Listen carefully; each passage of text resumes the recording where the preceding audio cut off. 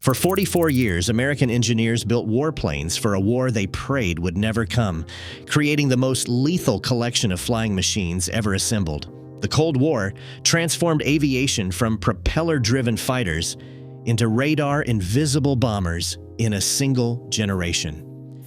Every prototype represented one terrifying calculation: that the next Soviet breakthrough could render America's entire air fleet obsolete overnight. The sky becomes a battlefield on June 25, 1950, when American pilots discover their propeller-driven fighters hopelessly outmatched by Soviet-built MiG-15 jets over Korea. The North American F-86 Sabre arrives by December, its swept wings representing a quantum leap in fighter design. Over the frozen Yalu River, Sabre pilots achieve a kill ratio exceeding 10-to-1 through superior pilot training. Meanwhile, the Boeing B-29 Superfortress reveals troubling vulnerability. Soviet fighters exact a devastating toll, making clear that bombers must fly higher and faster. The Lockheed F-94 Starfire and Northrop F-89 Scorpion enter service as all-weather interceptors. The jet age has arrived with brutal urgency. Chapter 2. The Nuclear Sword. Strategic Air Command assumes responsibility for delivering America's ultimate deterrent in 1954.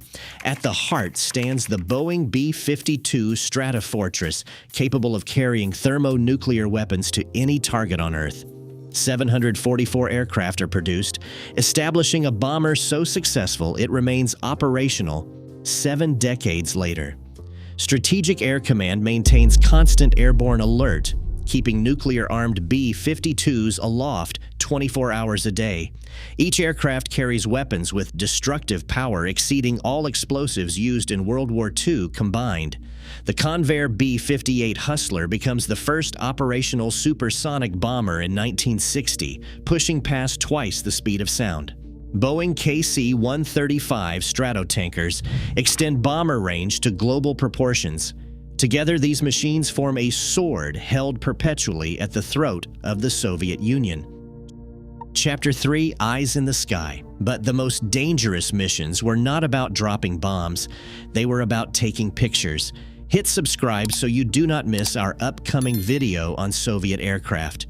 Now let's talk about spy planes that flew missions so secret, even their pilots did not know what they were photographing. The Lockheed U-2, designed by Clarence Kelly Johnson at his legendary Skunk Works, began overflights of the Soviet Union in 1956, flying at 70,000 feet with unprecedented camera resolution. The illusion shatters on May 1, 1960, when pilot Francis Gary Powers falls victim to a surface-to-air missile over Sverdlovsk, creating an international crisis. The solution, the Lockheed SR-71 Blackbird, was introduced in 1966. It was capable of Mach 3.2 and reaching 85,000 feet. The Blackbird outran every missile fired at it. Its titanium airframe glows red from atmospheric friction. The Boeing RC-135 performs electronic reconnaissance along Soviet borders, capturing radar emissions and communications. These aircraft transform intelligence gathering from human agents, risking execution, to machines, risking only metal. Chapter 4. The Fighter Revolution. Over Vietnam, American pilots discover that technological sophistication cannot substitute for combat fundamentals. The McDonnell Douglas F-4 Phantom II dominated the skies. It was originally designed without an internal cannon, and it suffered disappointing kill ratios. Later variants incorporated the M61 Vulcan cannon, and the Navy established Top Gun to address tactical deficiencies. The Republic F-105 Thunder Chief carried the ground attack burden, earning the grim nickname Thud. The Vought F-8 Crusader achieved the highest kill ratio of any American fighter in Vietnam. The Convair F-106 Delta Dart and the McDonnell F-101 Voodoo maintained continental air defense, intercepting Soviet bombers, probing American airspace. Chapter 5. The High-Tech Arms Race. The mid-1970s bring revolutionary fighters using microprocessors, advanced radar, and composite materials.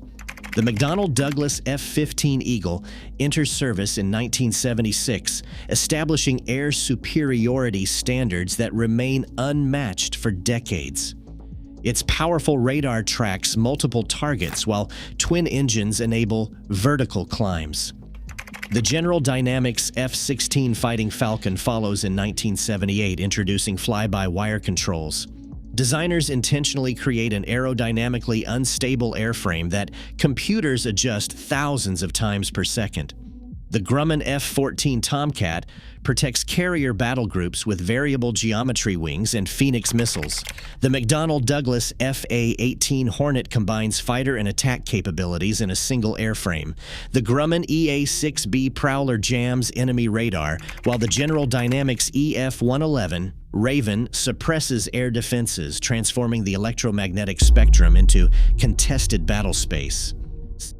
Stealth changes everything when the Lockheed F-117 Nighthawk becomes operational in 1983, its faceted surfaces scattering radar waves into uselessness, rendering billions in Soviet radar systems obsolete overnight. The Northrop B-2 Spirit follows in 1989, achieving radar cross-sections smaller than a bird despite weighing over 170,000 pounds. When the Berlin Wall falls in November 1989 and the Soviet Union dissolves 2 years later, American air superiority stands absolute and unchallenged.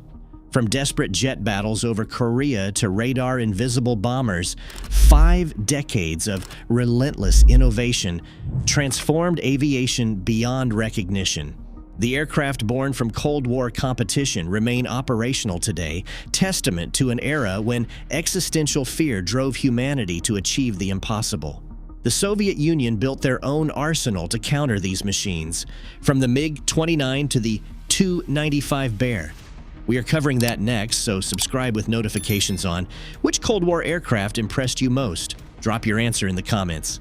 Thanks for watching.